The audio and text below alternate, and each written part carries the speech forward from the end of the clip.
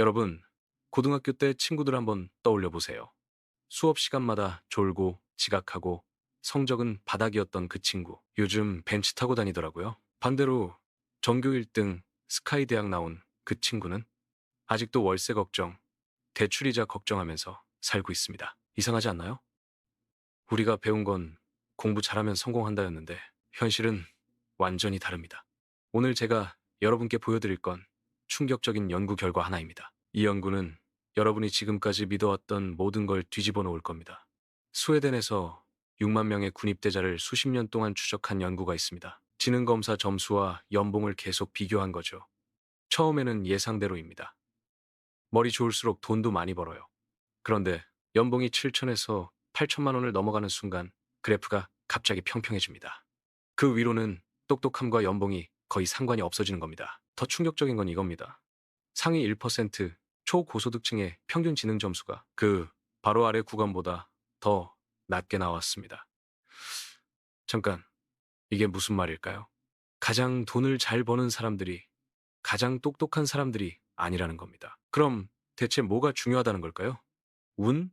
배경? 아니면 오늘 제가 여러분께 정확히 5가지를 알려드리겠습니다. 그리고 이건 학교에서 절대 가르쳐주지 않는 내용입니다. 첫 번째, 무식해 보일 정도의 끈기입니다. 여러분, 투자 한번 해보셨나요? 처음에 한 달에 10만 원, 20만 원 넣으면 어떤가요? 숫자가 거의 안 움직입니다. 그래서 대부분 이렇게 생각하죠. 아, 이거 해봤자 소용없네. 나 평생 이렇게 해도 부자 못 되겠는데? 그런데 말입니다. 복리라는 게 있습니다. 초반엔 지루하죠. 하지만 뒤로 갈수록 폭발적으로 커집니다. 국민연금 아시죠? 작년에 수익률이 15%를 넘겼습니다. 수십 년을 꾸준히 굴린 복리의 힘입니다. 2024년 국내 펀드 시장이 1,800조 원을 넘겼는데 그 성장의 상당 부분이 ETF였습니다. 여기서 재밌는 게 뭔지 아세요? 머리 좋은 사람일수록 초반 수익률을 너무 열심히 계산합니다. 이 정도 수익률이면 부자 되려면 200년 걸리겠네. 그러다가 전략을 계속 갈아엎어요. 비트코인 갔다가 미국 주식 갔다가 다시 부동산 갔다가 반대로 평범한 사람은 그냥 자동이체 걸어놓고 뉴스가 어떻든 시장이 어떻든 묵묵히 계속 넣습니다. 생각을 덜해서 버티는 겁니다. 이 단순한 끈기가 10년, 20년 쌓이면 초반에 머리 굴리던 사람보다 훨씬 큰 차이를 만듭니다. 두 번째, 행동 속도입니다. 똑똑한 사람의 가장 큰 함정이 뭔지 아세요? 분석 마비입니다. 예를 들어볼게요. 카페를 차리고 싶다고 칩시다. 머리 좋은 사람은 엑셀로 손익분기점 계산하고 상권 분석 보고서 뒤지고 프랜차이즈 계약서까지 모조리 비교합니다. 그러다 1년이 금방 지나가죠. 그 사이 임대료 오르고 금리 바뀌고 원두값 올라서 다시 처음부터 계산합니다. 반대로 평범한 친구는 일단 작은 매장부터 해보자. 조그마한 테이크아웃 가게를 엽니다. 대출도 최소로 받고 인테리어도 욕심 안 부립니다. 당연히 초반에 실수 많이 하죠. 하지만 그 실수 덕분에 배웁니다. 손님이 좋아하는 메뉴가 뭔지, 어디서 비용이 새는지 몸으로 익힙니다. 머리 좋은 사람은 실수할 일이 없으니 배울 기회도 없습니다. 계획은 점점 완벽해지는데 정작 오픈은 영원히 미루는 거죠. 그 사이 평범한 친구는 벌써 두 번째 매장 준비하고 있습니다. 세 번째, 감정지능입니다. 우리가 흔히 말하는 눈치, 공감 능력이죠. 여기 충격적인 연구 결과가 또 있습니다. 업무 성과를 설명하는 요인 중에서 순수 지능이 차지하는 비중은 고작 10% 정도입니다. 반대로 감정지능 관련 요소들은 무려 80%까지 올라갑니다. 직장 생각해보세요. 누가 빨리 승진하나요? 가장 똑똑한 사람? 아닙니다. 사람을 잘 챙기고 상사와 동료가 함께 일하고 싶어 하는 사람이 먼저 팀장 됩니다. 사업도 똑같습니다. 같은 실력의 자영업자라도 손님 이름 기억해주고 불편했던 점 바로 고쳐주는 가게의 매출이 더 쌓입니다. 이건 머리 싸움이 아니라 감정지능 싸움입니다. 솔직히 말할게요. IQ 150짜리 무뚝뚝한 사람보다 IQ 110짜리 따뜻한 사람이 돈 더 잘 법니다. 왜? 사람들은 똑똑한 사람한테 돈 쓰는 게 아니라 마음 편한 사람한테 돈 쓰거든요. 네 번째, 체면에 덜 묶인 사람이 더 과감합니다. 어릴 때부터 똑똑하다는 말 들으면서 자란 사람들, 이런 생각에 갇힙니다. 내가 틀리면 어떡하지? 실패하면 바보 같아 보일 텐데. 그래서 안전한 길만 찾다가 평균적인 결과에 머뭅니다. 반대로 스스로 평범하다고 느끼는 사람은 이를 체면이 없습니다. 사람들이 비웃으면 원래 나 별로 안 똑똑한데요. 뭐, 이 가벼움이 오히려 큰 자산이 됩니다. 실제로 세상 보세요. 돌멩이를 예쁘게 포장해서 반려돌로 팔아서 돈 번 사람 있습니다.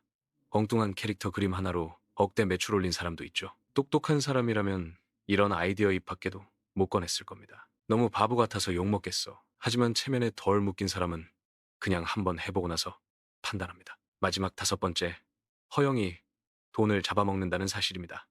머리 좋은 사람일수록 멋있어 보이는 선택을 하고 싶어 합니다. 미국 명문대 등록금, 기숙사, 생활비 다 합치면 1년에 8천만 원에서 1억 원 넘어갑니다. 그런데 최근 분석 보니까 4년제 대학 중 4분의 1은 평생 소득 기준으로 투자 수익률이 마이너스입니다.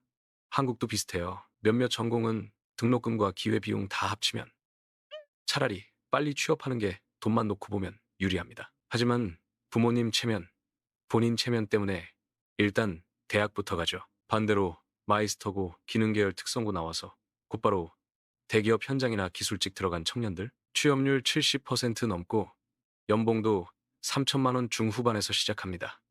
4년 앞서 돈 벌고 경력 쌓고 빚도 없습니다. 투자도 마찬가지예요. 요즘 한국 코스피가 세계에서 가장 잘 나가는 지수 중 하나입니다. 그런데 정작 개인 투자자들은 여전히 미국 성장주, 고위험 상품에 몰립니다. 나는 남들과 다른 고수야. 평범하게 지수 사는 건 성에 안 차. 하지만 길게 보면 체면 포기하고 지루한 길 택한 사람이 자산 그래프에서는 훨씬 매력적인 곡선 그립니다. 멋짐보다 효율을 택했기 때문입니다. 자, 정리할게요. 똑똑함은 출발선에서 유리하게 만들어줍니다.